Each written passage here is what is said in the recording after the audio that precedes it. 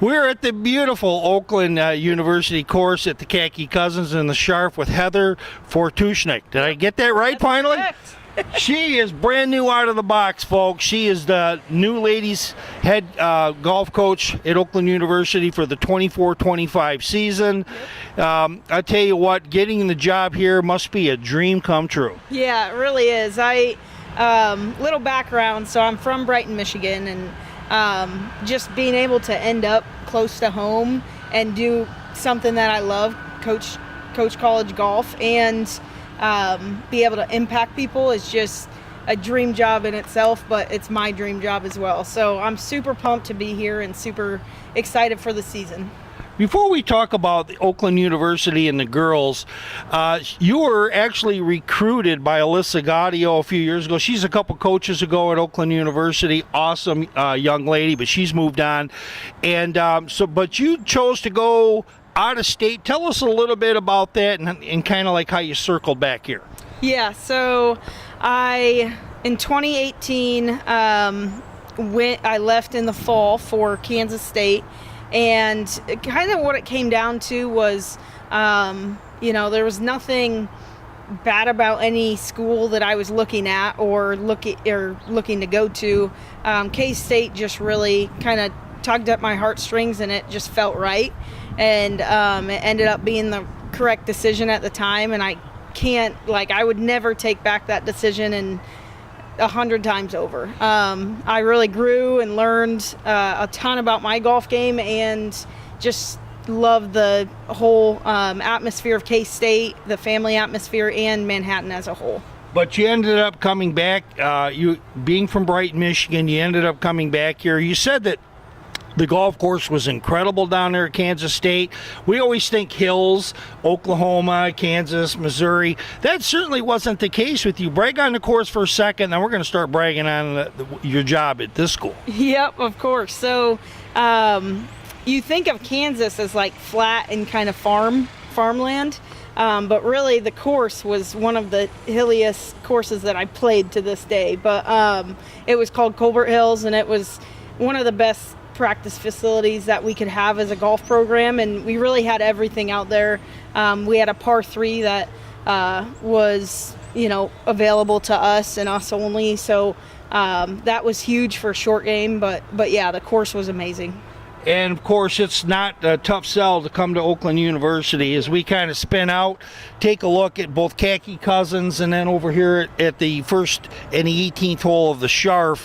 And this is just, you talk about 36 holes of just outstanding golf. Mm-hmm. Have you had a chance to show any perspective? We can't talk, NCAA, can't talk about players, but what do golfers say when they come here? Yeah, going back to when I first came here, I remember looking at the clubhouse and even being amazed. But yeah, once you get behind the clubhouse and see this view, it's an amazing view to see as a prospective, student athlete coming in and looking, because you just see a ton, like 2 different courses that are in great condition. Like the superintendent and his crew do a great job out here, and with Nick, the head men's coach, helping out now with the course. Everyone here, you can tell, has a goal to make this course something special for when people come and play it. So it's definitely a huge leg up on competition and leg up on other schools for sure. Yeah. When you take a look at the type of players that you're trying to attract at Oakland University, being that you're a former college player and you experience the locker room, you experience the academics and the whole college life, what do you think, what type of player are you looking to get for the Golden Grizzlies program? I'm looking to get competitive players. I think one of the biggest things in college golf, being a team sport and an individual sport, competitiveness and having confidence in your ability to shoot low scores is one of the biggest things. And also I'm looking for people that, don't give up when it gets hard. So really looking for that grit And to top it off, I mean, just good golfers. You know, we're all out here because we love the game and we love to play it well. So just looking for overall good people and good golfers. So that's one thing that Nick was saying, and I think you kind of echoed it in a different way. When a player has a double bogey or a penalty stroke or whatever, how do they bounce back? Yeah, so that's one of the hardest parts of the game, knowing from experience. So when you have even one bad shot, it's very easy to get down on yourself. But the biggest thing is to just have a memory like a goldfish. Is what my old is what my old college coach used to say. But that's me on a smart day. Yeah. You're funny. So, but yeah, just really forgetting the little things that didn't go your way, because you're going to be out there for 4 hours for 18 holes and 8 hours for 36 holes. So it's a long day, a lot of golf, and you always get another shot. So. Yeah, I mean, that's one thing. You want to think about that shot, but you really can't, because then all of a sudden your entire round is like, you're just flat, and it's tough to get it back.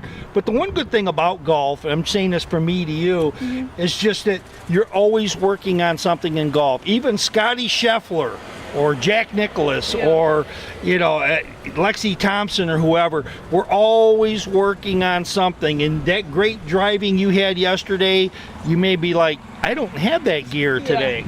Yep, for sure. Golf is definitely a hard game to play, and it's partially because the course is a living, breathing thing, right? So you come out and the wind might be different, and you could be, striping it really well, but you're not taking the wind into effect. And so, there's a lot that goes into each golf shot, and it definitely is. It gets hard out there sometimes. Yeah. Let's talk a little bit. Another thing, you're talking on your coaching style when golf gets hard. Yelling at a player when they've had a bad shot is the absolute worst thing you can do. You actually have to find a way to take that mental part and just say, you are an awesome ball striker. And then, how would you take a golfer through that a little bit for just a second? Like how you get them back on the birdie train. Yep. So one of the biggest things going into coaching that I had to realize is everyone's different and everyone's an individual. So something that you try with one girl or do with one girl might not work with the next girl. Sounds like you went to teaching college. Yeah. Because I did. So pretty much the main thing for me right now is getting to know my players as people and competitors. And it's kind of hard over the summer to get to know them as competitors, but I've been, talking to them and really trying to build those relationships with them, because it's important for a coach to know who the players are, and know how they tick and know how they improve their game and what works best for them. So that's going to be the main thing. But I would say in a situation like that, I'll answer your question now. In a situation, the biggest thing, you just want to instill that confidence back into them and make sure that they know that, it's not the end of the world. And hey, it stinks that you might have just got an 8 on that hole. Hopefully not. But, it's not the end of the world. It's not the end all be all. You're going to have another shot at this, so. All right. 2 last questions. Brag on a couple of the girls that you've already talked to this year and you're really counting on, so that the Golden Grizzlies are going to get off to a great start this year. Yeah, for sure. So a couple of them, we've got a 5th-year senior, Savannah, and then we have Ashley. And that's Savannah Hake? Yeah, Savannah Hack. Yep. And so those 3, so Ashley, Savannah, and Natita will really be our leaders of the team this year. They are all seniors and this is their final year. So really leaning on them for leadership for sure. And they're all great golfers. So looking for them to lead on the course and outside of the course. And then also,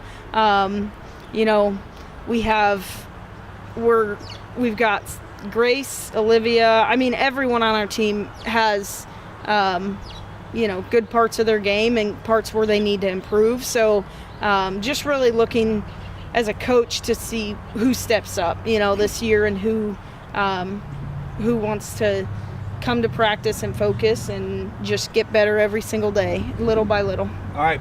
Schedule. You're on the road. You're not hosting a tournament this year. Usually Oakland University does. The men will this year. Talk a little bit. There's got to be a couple tournaments that are circled on your schedule. Is there anything that sticks out on the 24-25 fall schedule? Yeah, for sure. So the girls get here at the end of August, and we leave August 30th. So that'll kind of really that's one that I've been really thinking about recently because it's coming up so quick. But so I would say that one, and the girls love that tournament. Which tournament? It's the Agming tournament up in... Oh, Agming. Great Sundance and all that. Yep. Yeah. Yep. And the hosts, the people that put it on up there and the people that help out with it, the members up there are phenomenal, is what all the girls said. And so I'm really excited to go to that one. And then looking further into our season, I think another one that I'm excited about is the Annika tournament in the spring. So that is going to be down in South Carolina, and I'm super pumped for the girls to play in that because Annika was a great golfer and has... I've interviewed her. Really? No way. That's awesome. Yeah, I've interviewed several goats. Okay. And she's one of them. Yeah. And you know what the goat is, so we're not being derogatory. Yeah, yep. And but yeah, so she's a phenomenal role model for these girls to look up to, and just to be able to play in that tournament is going to be huge, and be around those girls and be around everyone that puts it on, because everyone in her foundation is amazing. So super excited for that. I'm going to get one last encore real quick snippet question. Yeah. Oakland University women's team has a successful season of one or two things happen. So the first one, I would say that our culture is strong. I think that's going to be... That's fair. Yep. Super successful teams have strong culture. So strong culture, and then winning horizons, of course. I think that is always the goal for every team, to win their conference championship.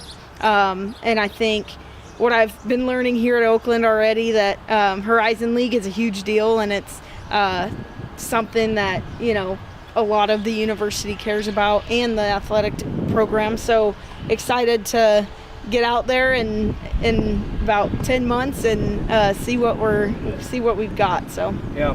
And I'm going to put a little postscript on that. Oakland University made the NCAA regionals at Michigan State just a few months back, and that's because they won the Horizon tournament. And that's the tournament, that's the first step, is getting to that regional, so that you can be one of the final teams that gets to the finals. They usually play in Southern California or Florida, or someplace incredible. They played plenty of places, California, Arizona, all those. So yep.